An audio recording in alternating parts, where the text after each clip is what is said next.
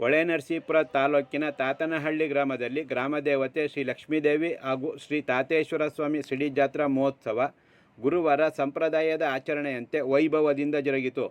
ಗುರುವಾರ ಮುಂಜಾನೆ ಬ್ರಾಹ್ಮಿ ಮುಹೂರ್ತದಲ್ಲಿ ಶ್ರೀ ಲಕ್ಷ್ಮೀದೇವಿ ದೇವಾಲಯ ಮೂಲಮೂರ್ತಿಗೆ ಪಂಚಾಮೃತ ಅಭಿಷೇಕ, ಅಲಂಕಾರ, ನೈವೇದ್ಯ, ಸಹಸ್ರನಾಮಾರ್ಚನೆ ನೆರವೇರಿಸಲಾಯಿತು.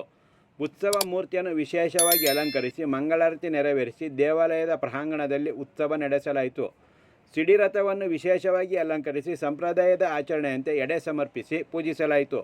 ಭಕ್ತರು ಸಿಡಿರಥಕ್ಕೆ ಪ್ರದಕ್ಷಿಣೆ ಹಾಕಿದ ನಂತರ ಮಹಾಮಂಗಳಾರತಿ ನೆರವೇರಿಸಿ ಸಹಸ್ರಾರು ಭಕ್ತರ ಸಮ್ಮುಖದಲ್ಲಿ ಸಿಡಿ ಜಾತ್ರಾ ಮಹೋತ್ಸವ ವಿಜೃಂಭಣೆಯಿಂದ ಜರುಗಿತು. ತಾತನಹಳ್ಳಿ ಗ್ರಾಮ ಪಂಚಾಯಿತಿ ಮಾಜಿ ಅಧ್ಯಕ್ಷ ಹೇಮಂತಗೌಡ ಮಾತನಾಡಿ, ಗ್ರಾಮದ ಹಿರಿಯರ ಸಲಹೆ ಹಾಗೂ ಮಾರ್ಗದರ್ಶನದಲ್ಲಿ ಪೂಜಾ ಕೈಂಕರ್ಯಗಳನ್ನು ನೆರವೇರಿಸುವ ನಿಟ್ಟಿನಲ್ಲಿ ಅಗತ್ಯ ವ್ಯವಸ್ಥೆ ಮಾಡುವ ಜೊತೆಗೆ ಪರ ಊರುಗಳಿಂದ ಬರುವ ಭಕ್ತರಿಗಾಗಿ ಸಮುದಾಯ ಭವನದಲ್ಲಿ ಪ್ರಸಾದ ರೂಪದ ಲಘು ಉಪಹಾರ ವ್ಯವಸ್ಥೆ ಮಾಡಲಾಗಿದೆ ಎಂದು ತಿಳಿಸಿದರು.